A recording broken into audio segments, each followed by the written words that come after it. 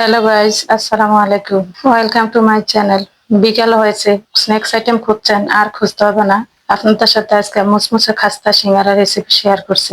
বিশ্বাস করুন, এতটাই খাস্তা এতটাই মুসমুসে হয়েছে। আমার এই রেসিপিটা দেখে আওয়াজটা শুনুন কতটা মুসমুসে হয়েছে। শুধু মুসমুসে না, ভিতরে যে আলুর পুরটা সেটা খেতে এত টেস্টি হয়েছে। আপনারা একবার রেসিপিটা ফলো করলেই বুঝতে পারবেন। একদম পারফেক্ট মেজারমেন্টে আলুর পুর তৈরি সহ দেখাবো খাস্তা সিঙ্গারা রেসিপি। সিঙ্গারা তৈরির জন্য প্রথমে আমি এখানে পাঁচফোড়ন মশলা নিয়ে নিচ্ছি 1 টেবিল চামচ। এটা আমি ভেজে একটু হালকা হালকা একটু ভেজে গুঁড়ো করে নিব, তাহলে ফ্লেভারটাও ভালো আসবে। সিঙ্গারার পুর তৈরি করার জন্য প্রথমে আমি এখানে 2 টেবিল চামচ রান্নার রেগুলার তেল দিয়ে আমি এখানে পুরটা বানিয়ে নিব। এখন দিয়ে দিচ্ছি আমি 1 টেবিল চামচ রসুন কুচি। রসুন কুচিটা প্রথমে দিলে আর সিঙ্গারা ফ্লেভারটা খেতে ভালো লাগে। রসুন কুচি করে ভেজে আমি এখন দিয়ে দিচ্ছি 1 কাপ পেঁয়াজ কুচি। পেঁয়াজ কুচি গুলো একটু ছোট করে কিপ করে কেটে নিলে ভালো হবে। এখন আমি পেঁয়াজ গুলো একটু ভেজে নিচ্ছি। এখন দিয়ে দিচ্ছি আমি 2 পিস দারুচিনি আর 2 পিস সবুজ এলাচ। এখন দিয়ে দিচ্ছি আমি 4 থেকে 5 পিস মরিচ, কাঁচামরিচ কুচি করে দিয়েছি। এখন দিয়ে দিচ্ছি স্বাদ মতো লবণ, মানে 1 চামচের একটু কম। এখন দিয়ে দিচ্ছি আমি 1/2 টি স্পুন হলুদ গুঁড়ো, 1/2 টি স্পুন মরিচের গুঁড়ো, 1 টি স্পুন আদা বাটা। সবগুলো মশলা কিছু সময় ভেজে নিয়ে এখন দিয়ে দিচ্ছি কিউব করে কেটে নেওয়া আলু। আমি এখানে হাফ কেজি আলু নিয়েছি, এটা ধুয়ে ভালোভাবে পরিষ্কার করে নিয়েছি। এখন দিয়ে দিচ্ছি 1 পিস টমেটো। এটা স্বাদ দ্বিগুণ করবে, প্লাস কালার সুন্দর হবে।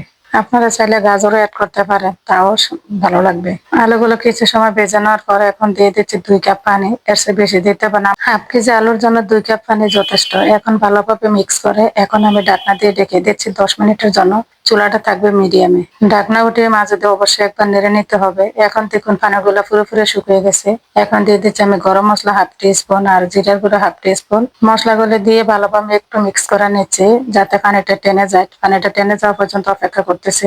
ঝোলটা শুকিয়ে যাচ্ছে, এখন দেখবো আলুগুলো সিদ্ধ হয়ে গেছে না। দেখুন আমার আলুগুলো একদম পারফেক্ট ভাবে সিদ্ধ হয়ে গেছে।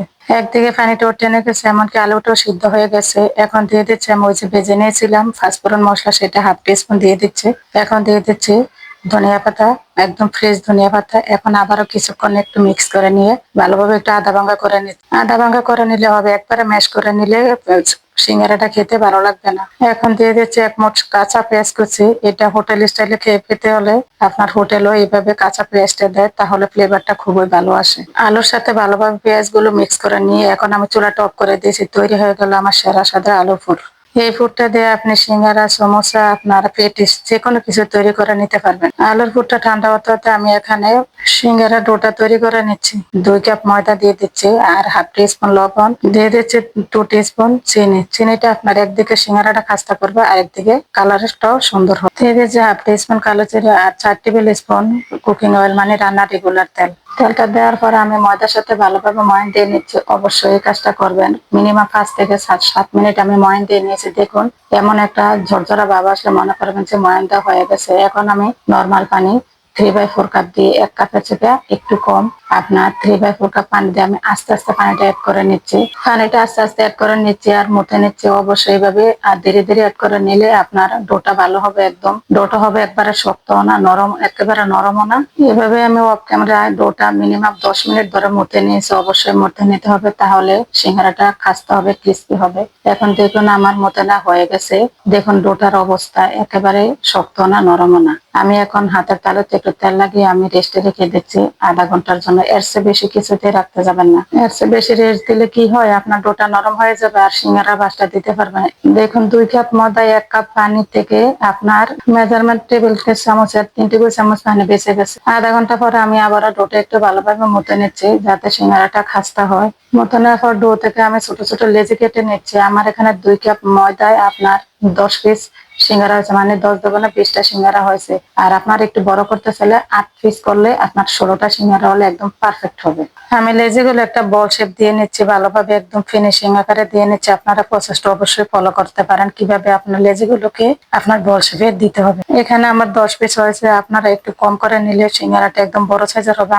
আমার সিঙ্গারাগুলো মিডিয়াম সাইজ হয়েছে। আপনাদেরকে একটা টিপস দিয়ে দিচ্ছি, আপনারা এভাবে বেলতে গেলে আপনার একটু সময় বেশি নেবে। আর যদি হালকা একটু ময়দা ছিটিয়ে নেন তাহলে তাড়াতাড়ি রুটিটা বেলে নিতে পারবেন। দেখুন আমার রুটিটা বেলে নেওয়া হয়ে গেছে। এভাবে একটু লম্বা আকারে বেলে নিতে হবে। রুটির আকারটা হবে একেবারে পাতলাও না, একেবারে মোটাও না। দেখুন আমার রুটিটা একটু ফলো করুন। আমি এখন ছুরি দিয়ে 2 ভাগ করে কেটে নিচ্ছি।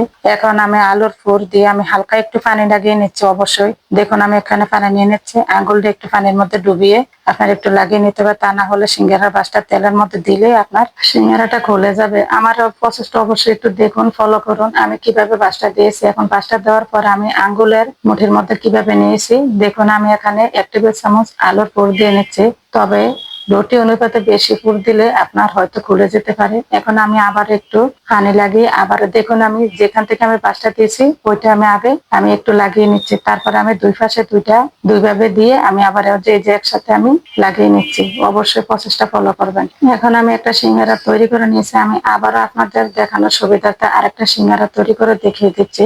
আপনার স্ক্রিনে দেখানো অনুপাতে আপনারা বুঝে নিতে হবে কিভাবে আমি বাসটা দিচ্ছি, কিভাবে আমি সিঙ্গারাটা তৈরি করে নিচ্ছি। আমি দুইভাবে সিঙ্গারার বাস দেখিয়ে দিচ্ছি, আমি আবারও আরেকটা সিঙ্গারার বাস দেখিয়ে দিচ্ছি। আমি এখানে আলুর পুরটা লাগিয়ে দেখুন যেখানে জয়েন্টটা দিয়েছি সেখান থেকে আগে একসাথে জয়েন করে নিতে হবে। তারপর দেখুন এভাবে আপনারা সিঙ্গারাটা বেজে নিতে পারবেন। আমি কিন্তু আরেকটা বাস দেখিয়ে দিচ্ছি, এই যে দেখুন কিভাবে বাসটা দিয়ে নিচ্ছে। অবশ্যই স্ক্রিনে দেখানো অনুপাতে ফলো করবেন। এভাবে আমি এক এক করে সবগুলো সিঙ্গারা বানিয়ে নিয়েছি। দেখুন আমি অর্ধেক বেজে নেবো আর অর্ধেক ফ্রোজেন করে রেখে দিব।